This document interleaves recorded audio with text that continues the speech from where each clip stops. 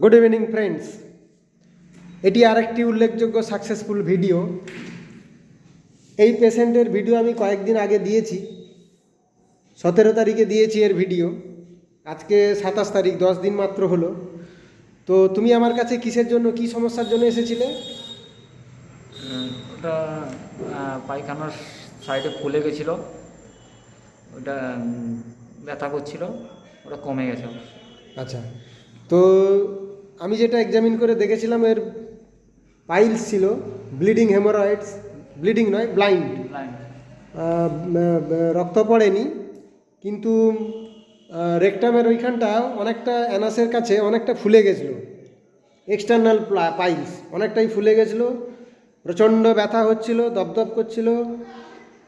আর সেই ব্যথাটা ঠান্ডা গরম কিসে ভালো লাগে বলেছিলে? গরমে। গরম দিলে একটু আরাম লাগে। তো এই হচ্ছে সমস্যাও আমার কাছে এসেছিল। তো সেই মুহূর্তে কেস টেকিং করে ওকে একবার মাত্র আমি ওষুধ দিয়েছি। পেশেন্টের নাম স্বরূপ দণ্ডপাঠ, 34 বছর বয়স। তো টোটাল কেস টেকিং করে কনস্টিটিউশনাল মেডিসিন সালফার এসেছিল, কিন্তু অ্যাকিউট অবস্থায় তার ব্যথা যন্ত্রণা ফোলা কমানোর জন্য ওকে আমি এসকিউলাস হিপোক্যাস্টেনাম 30 দিনে 3 বার দিয়েছিলাম। তো স্বরূপ, তোমাকে তো আমি একবারই ওষুধ দিয়েছি। তো এই একবার ওষুধ খাওয়ার পরে এখন কতটা তুমি ভালো অনুভব করছো? প্রায় 90%। 90% ভালো অনুভব করছো। তো একবার মাত্র ওষুধ দিয়েছি।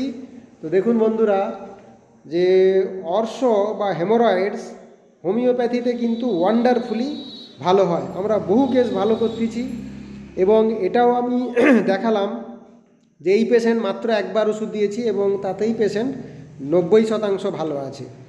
তো আর যেটুকু আছে আর কয়েকবার ওষুধ দিলে আশা করি সম্পূর্ণ সেরে যাবে। তো এখন আমি এক্সামিন করে দেখলাম সামান্য একটু ফোলা আছে। তো নেক্সট আমি ওই এসকিউলাস হিপোক্যাস্টিনাম 200 কয়েকটা ডোজ দেবো। তো তোমার পারমিশন নিয়ে ভিডিওটা করলাম। ধন্যবাদ।